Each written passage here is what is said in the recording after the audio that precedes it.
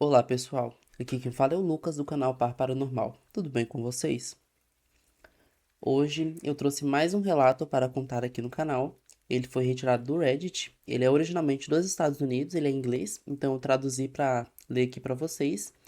E ele tem por título Com Medo e Envergonhado, mas não me importo mais. Antes de começar o relato, eu gostaria de pedir para que vocês curtam o vídeo, se inscrevam no canal e também compartilhem. Isso nos ajuda bastante a trazer mais conteúdo aqui. E se caso você tenha alguma história que queira compartilhar com a gente, nos escreva no e-mail contatoparparanormal@gmail.com, que a gente vai compartilhar a sua história aqui. Então, recados dados, vamos começar. Até hoje, eu não sei exatamente o que foi que vi naquela noite acampado, e eu nem sei se isso se aplica a algo aqui nesse site. Só sei que encontrei um lugar onde talvez eu possa compartilhar a minha experiência daquele fim de semana. Peço desculpas por estar usando uma conta descartável, mas vários amigos conhecem minha conta principal e eu conheço bem aquele olhar de canto de olho.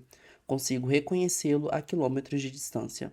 Quando você se abre com certas pessoas sobre algo que você sabe que aconteceu, mas não consegue explicar. Pode ser covardia, mas eu não suporto ter um deles me dando aquele olhar de você está bem? Em vez de eu não consigo entender o que você viveu, mas estou aqui por você. É o principal motivo pelo qual não falo mais sobre isso.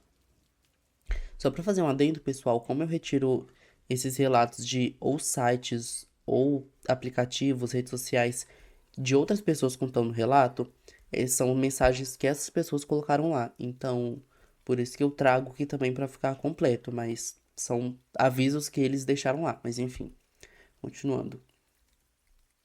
Enfim, isso aconteceu há pouco mais de 2 décadas, como eu disse. Meu pai caçava principalmente com arco, com regularidade, e embora eu nunca tenha sido caçador, adorava acampar na mata. Naquela época, a gente nunca usava nenhum acampamento formal.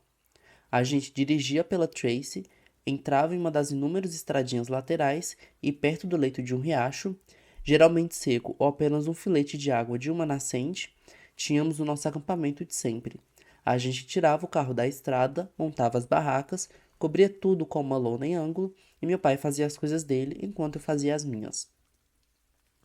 Normalmente, se eu fosse com ele, isso significava, e desta vez também, que ele iria caminhar até a espera dele e ficaria fora a maior parte do dia. Enquanto ele estava fora, eu fazia uma trilha. LBL, embora seja grande, não é um lugar em que alguém possa se perder facilmente se tiver noções básicas de sobrevivência. Outro adendo, LBL que ele fala aqui é Land Between the Lakes, que é um lugar, acredito que seja de acampamento no oeste do Kentucky, lá nos Estados Unidos. Continuando. Ou simplesmente relaxava. Para mim, era um lugar para ir para dar um tempo de tudo, me perder na natureza ou em um bom livro de ficção científica. Desta vez, nesta manhã bem cedo, ele tinha saído depois de um café da manhã rápido, um friozinho e umidade no ar, o cheiro do outono chegando. Qualquer pessoa que curta o ar livre vai entender daquele cheiro de folhas molhadas durante o outono. Menciono isso apenas porque será relevante mais tarde. Enfim, meu pai tinha saído e eu fiquei entalhando um pouco o bastão de nogueira que eu tinha feito, antes de sair para uma trilha bem cedinho de manhã. Partia na direção de sempre, oposta à estrada perto da qual estávamos, seguindo na maior parte do tempo perto do riacho, mas não exatamente ao longo dele.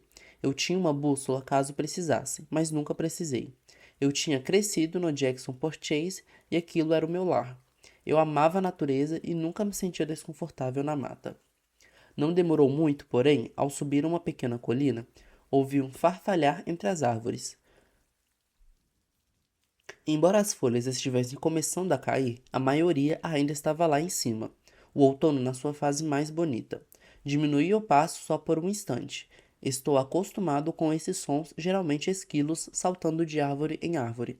Mas então ficou mais alto, pesado, diferente de qualquer som que eu já tivesse ouvido as árvores fazerem. Fora quando elas quebram sob o gelo ou pela idade. Era difícil focar no som, como se ele viesse de todos os lados ao meu redor, mas não vinha. E cada direção para a qual me virava, eu via árvores à distância balançando, como se algo grande tivesse acabado de saltar delas, mas eu não via mais nada. Então, eu devia ter uns 15 anos e, apesar de muitos deles terem sido passados na mata, me senti algo que eu nunca tinha sentido de verdade antes. Medo, não terror, isso viria depois, mas medo de verdade. Quase tão logo tinha começado, o chacoalhar violento e ruidoso das árvores se concentrou, não em um círculo ao meu redor, mas em uma única árvore diante de mim, oposta à direção do acampamento, e então nada, nenhum som. Não silêncio, mas quase uma ausência. De algum modo, isso me relaxou. Eu já tinha sido exposto àquela quietude antes, e, embora o farfalhar violento de várias árvores parecesse alienígena, aquilo era familiar. Pensei em voltar, até que vi à distância, perto da última árvore que balançou, uma figura esguia e escura.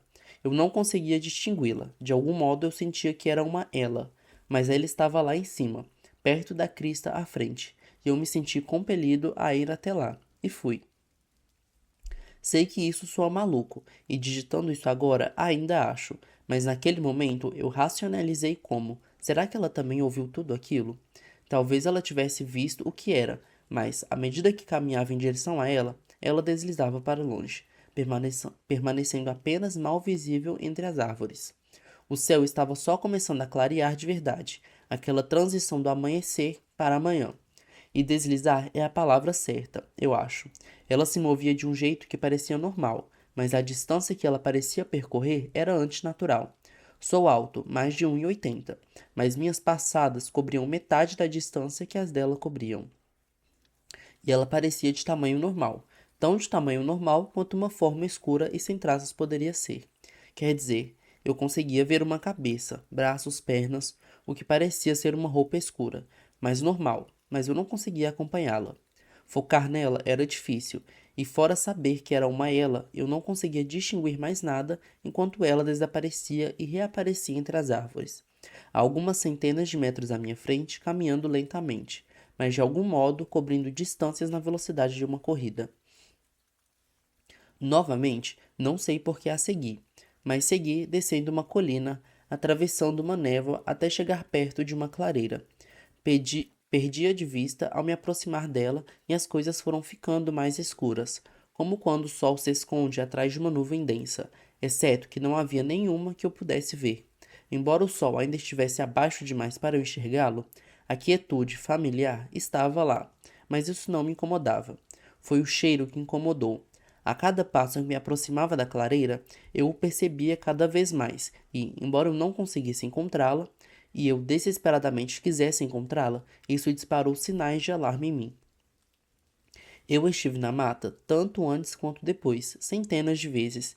Uma coisa que eu nunca vivenciei desde aquele fim de semana foi a completa ausência de cheiro. A natureza tem um cheiro, não um fedor, mas um que é distinto. Um cheiro de decomposição e de vida, de plantas e árvores e riachos e lagoas estagnadas. E embora, dependendo de onde você estiver, você possa ou não sentir os mesmos cheiros, sempre há algum. Só que ali não havia nada. Aquela ausência me fez desacelerar, me deteve, e só então eu a vi, do outro lado da clareira, me olhando. Eu gostaria de poder dizer que ela era gigante e peluda, ou um alienígena cinza. Ela parecia normal, indistinta e sem nada de memorável, exceto pelo seu sorriso. Quando ela sorriu, eu corri. Eu já tinha ficado com medo antes, com as árvores, lá no meio de LBL. Mas aquilo, a ausência de qualquer cheiro, som e aquele sorriso, me apavorou e eu corri.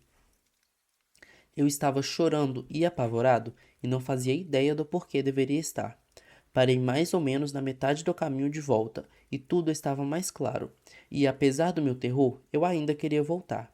Eu de fato olhei para trás e, embora ela fosse apenas uma forma de novo, ela estava lá, mais perto, congelando quando eu a avistei. Um sorriso de novo, mas um que eu senti e não vi. E eu corri, o caminho todo de volta até a barraca. Entrei nela e chorei, tremendo em um terror que eu não entendia e não conseguia entender. Fiquei na barraca até meu pai voltar e não contei a ele sobre aquilo. Àquela altura, o terror tinha diminuído. E, embora eu não conseguisse explicar, eu sabia que algo horrível teria acontecido se eu tivesse entrado na clareira escura que não tinha cheiro nem som. À noite, eu já tinha quase me convencido de que eu tinha meio que imaginado tudo aquilo. Quando, ao me afastar da barraca para fazer xixi, aquela quietude tomou conta e eu congelei. Olhei entre as árvores, mas não vi nada, até que vi duas luzes avermelhadas, se movendo à distância. Eu conhecia o terreno e sabia que aquilo tinha que estar em uma parte mais alta do que eu, mas os olhos estavam descendo. Eu senti ela, entre aspas, no mesmo sentido em que eu tinha sentido antes que era uma mulher, vindo na minha direção. Eu senti um sorriso que não era um sorriso, mesmo que eu não conseguisse vê-lo. Corri de volta para a barraca e meu pai estava lá, encarando o fogo, e quando gritei com ele, ele só ficou ali sentado, sem responder. Eu o sacudi, sentindo aqueles olhos, aquela ela atrás de mim. E então, até mesmo o fogo não tinha cheiro nenhum. Era só nada. Sacudi meu pai com mais força, gritando com ele. E então, de repente, o fogo estava crepitando. Eu conseguia sentir o cheiro da fumaça e a quietude tinha ido embora. Meu pai me perguntou o que diabos era aquela gritaria. E quando eu contei a ele, ele me deu aquele olhar que eu mencionei. Aquele olhar de canto de olho que dizia: Você está bem? Depois de muita insistência, fomos embora. E embora eu mal tenha me segurado, assim que cheguei ao meu quarto na nossa casa, chorei. Não porque eu tinha me envergonhado, mas por causa do alívio. Eu sabia, com toda a certeza, que se eu não tivesse alcançado meu pai, se eu não o tivesse sacudido, eu teria sumido no mato, no escuro. Assim como eu teria sumido no mato de manhã, seguindo ela. Ela me queria naquela clareira, que parecia errada, não cheirava a nada, e eu me pergunto, e me perguntei em tantas noites o que teria acontecido. Provavelmente, e espero que assim seja, eu nunca terei uma resposta. Só rezo para nunca mais vê-la e senti-la de novo. Estive na mata desde então, tanto perto dali quanto em outras matas, e nunca mais me senti daquele jeito. Mas ainda assim, toda vez que a mata fica silenciosa, eu fico com medo. Não sei se algo disto se aplica a este lugar aqui, mas espero que alguns de vocês possam entender e obrigado por me deixarem postar aqui e tirar isso do peito. Isso me acompanhou por mais de 2 décadas. Eu não sei que porra é essa de vocês conseguir sentir um sorriso. Mas aquela foi a experiência mais aterrorizante da minha vida. E eu precisava colocar isso para fora. Obrigado. Então, pessoal, esse foi o relato de hoje.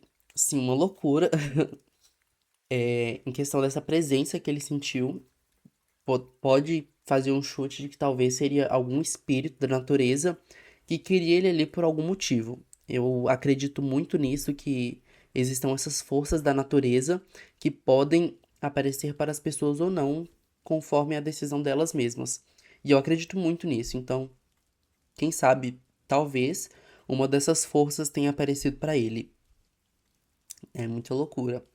Mas obrigado, pessoal, por quem acompanhou até aqui, quem escutou até aqui o relato. Curtam o vídeo, compartilhem, não se esqueçam de se inscrever no canal. E reforçando, se você tem alguma história para compartilhar conosco, nos mande no contato paranormal@gmail.com, que a gente vai ler a sua história aqui. Muito obrigado, pessoal, e até mais.